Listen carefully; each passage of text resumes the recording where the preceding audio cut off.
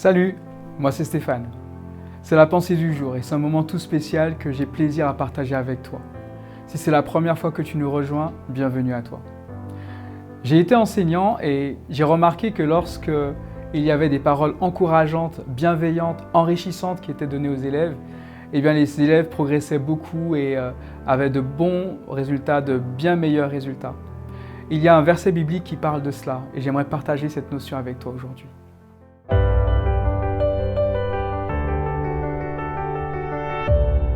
La pensée du jour se trouve dans Proverbe 18, verset 21.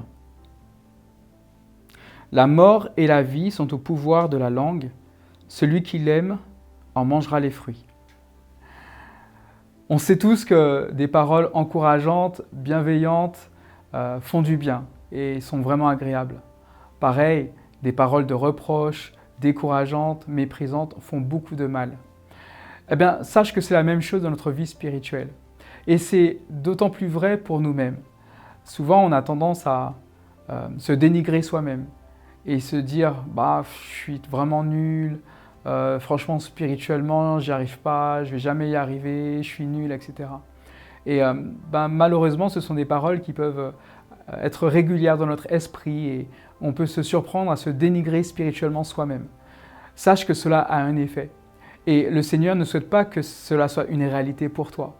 Il souhaite qu'au contraire, tu aies tellement confiance en lui, que tu te tournes tellement vers le Seigneur, que des pensées positives rempliront ton esprit, des pensées de force, des pensées de sagesse, des pensées d'amour qui seront inspirées par son Esprit Saint et qui te permettront et qui t'aideront à grandir spirituellement. Aujourd'hui, que tu sois rempli de pensées positives venant de Dieu pour t'encourager, te permettre de persévérer, te permettre de te focaliser non pas sur les obstacles, mais sur toutes les opportunités que le Seigneur souhaite placer dans ta vie. Que le Seigneur te bénisse abondamment et que tu ailles de victoire en victoire avec lui.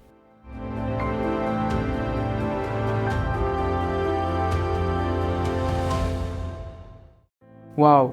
Ces messages me font du bien et j'espère qu'ils te font beaucoup de bien également. Merci en tout cas pour les encouragements et les commentaires que tu laisses. N'hésite surtout pas à t'abonner à cette chaîne pour être sûr de ne pas rater les moments d'échange autour de la parole de Dieu. Quoi qu'il en soit, like et partage avec une personne qui t'est chère, je suis convaincu que ça fera beaucoup de bien. Et n'oublie pas, rendez-vous demain matin.